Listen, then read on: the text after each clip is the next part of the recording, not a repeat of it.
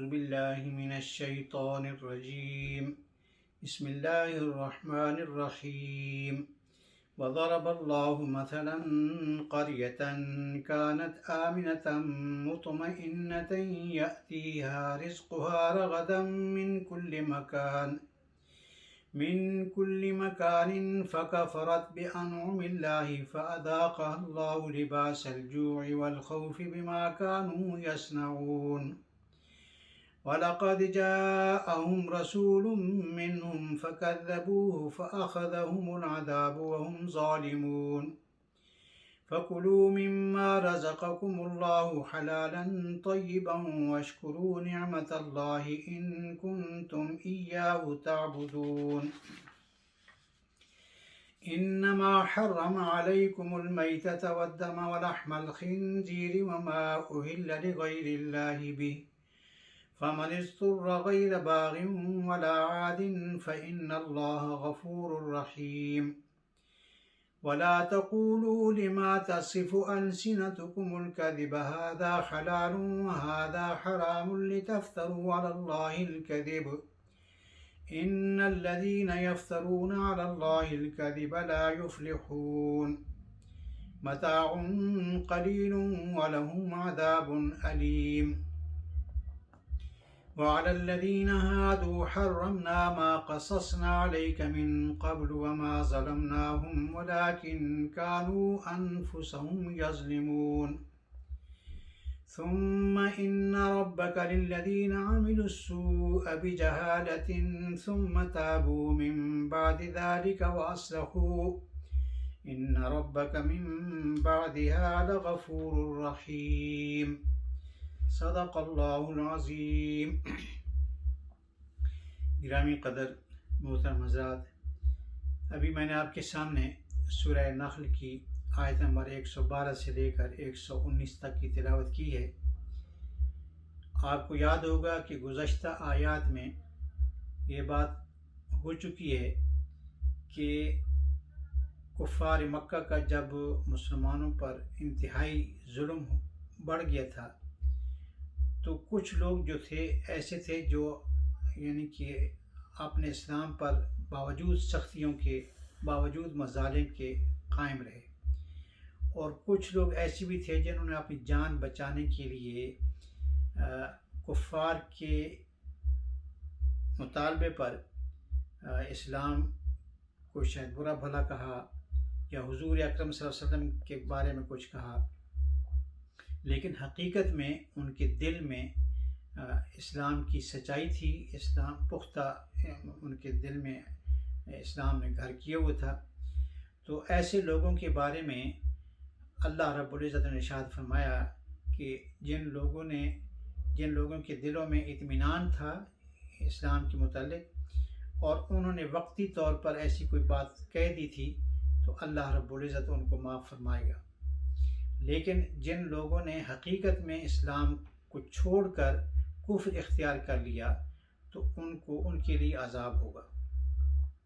اور پھر کچھ لوگ جو ہے نا وہ بہانے بنا کر بھئی آخرت میں آئیں گے، تو اللہ رب العزت سب کے حالات سے خوب واقف ہے.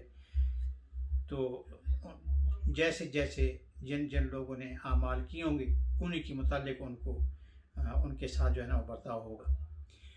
آج کی آیات میں سب سے پہلی جو آیت ہے اس میں اللہ رب العزت ایک بستی کی مثال بیان فرما رہے ہیں کہ وہ بستی ایسی تھی جس میں اللہ رب العزت نے وافر مقدار میں ان لوگوں کو رزق عطا فرمایا تھا. ہر طرف سے چاروں طرف سے رزق جو ہے نا وہ کھینچا چلا آتا تھا.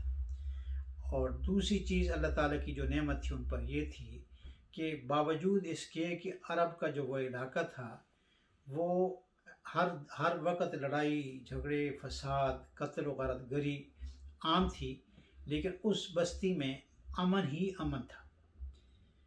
تو گو کہ یہاں پر کسی بستی کا ذکر نہیں کیا گیا کہ کون سی وہ بستی تھی، لیکن مفسرین کرام فرماتے ہیں کہ یہ مکہ ہی کی بستی تھی، کیونکہ حضرت ابراہیم علیہ السلام کی دعا کی برکت سے اس بستی میں ہر طرف سے رزق جو ہے وہ کھینچا چلا آتا تھا اور کسی قسم کی جو ہے نا وہ وہاں کمی نہیں ہوتی تھی.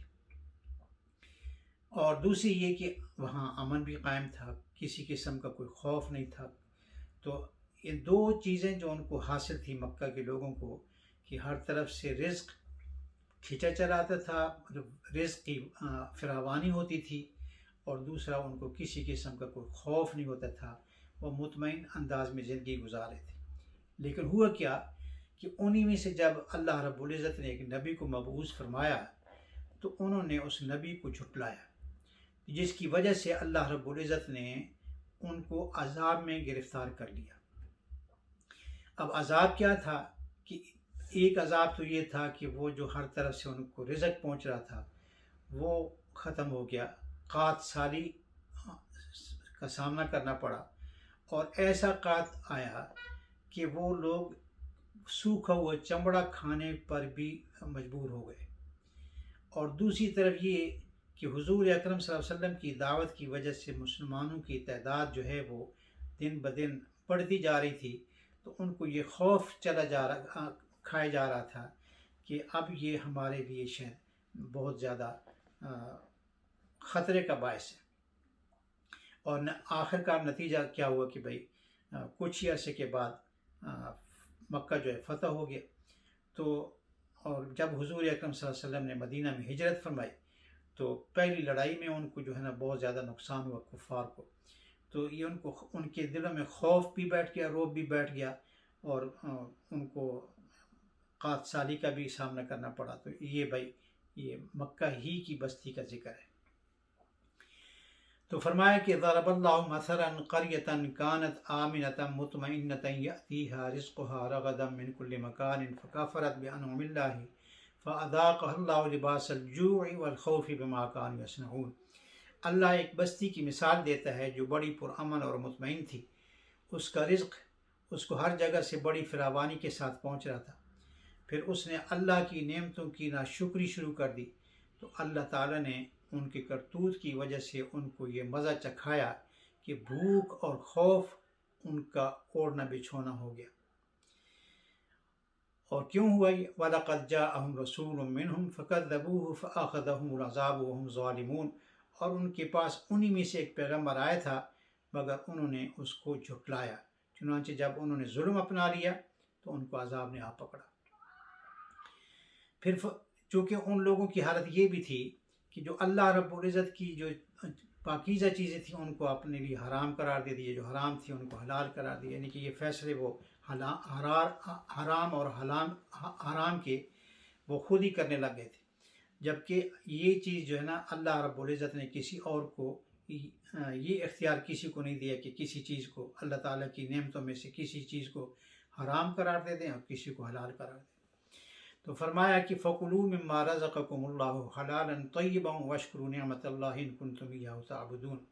لہٰذا اللہ نے جو حلال پاکیزہ چیزیں تمہیں رزق کے طور پر دی ہیں انہیں کھاؤ اور اللہ کی نعمتوں کا شکر ادا کرو اگر تم واقعی اس کی عبادت کرتے ہو۔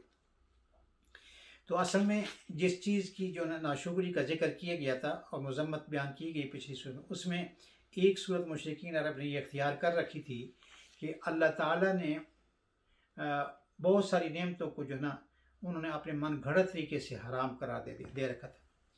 تو بہرحال اس چیز کا بھی یہاں ذکر فرمایا کہ اللہ تعالیٰ نے جن چیزوں کو حرام قرار دیا وہ صرف یہ تھی کہ انما حرم علیکم المیتۃ والدم ولحم الخنزیر وما اہل لغیر اللہ بہ فمن اضطر غیر باغ ولا عاد فإن اللہ غفور رحیم۔ کہ اس نے تو تمہارے لیے بس مردار، خون، خنزیر کا گوشت اور وہ جانور حرام کیا ہے جس پر اللہ کے سوا کسی اور کا نام پکارا گیا ہو۔ البتہ جو شخص بھوک سے بالکل بے تاب ہو، لذت حاصل کرنے کے لیے نہ کھائے اور ضرورت کی حد سے آگے نہ بڑھے تو اللہ بہت بخشنے والا بڑا مہربان ہے۔ یعنی کہ یہ چار چیزیں جو اللہ تعالیٰ نے حرام قرار دی ہیں ان میں سے ایک چیز جو ہے وہ مردار ہے، دوسرا جو ہے وہ خون ہے، تیسری چیز جو ہے نا وہ خنزیر کا گوشت ہے، اور چوتھا وہ جانور جو اللہ کے علاوہ کسی اور کے نام پر جو ہے وہ ذبح ہو جائے۔ جیسے ہمارے پاکستان میں بھی بہت سارے بزرگوں کی مزاروں پر جو ہے نا وہ منتیں مانی جاتی ہیں اور یعنی کہ جانور ذبح کیے جاتے ہیں اور ہم انہیں حلال سمجھ کے کھا جاتے ہیں. تو یہ چیز جو ہے وہ صاف الفاظ میں منع فرمائی جا رہی ہے کہ یہ چیز بھی حرام ہے. ہاں البتہ کوئی شخص بہت ہی زیادہ بھوکا ہو، بھوک کی وجہ سے بےتاب ہو، تو اس کو کھانے کی اجازت ہے، لیکن وہ لذت حاصل کرنے کے لیے نہ کھائے، بس صرف اپنی جان بچانے کے لیے کھا سکتا ہے.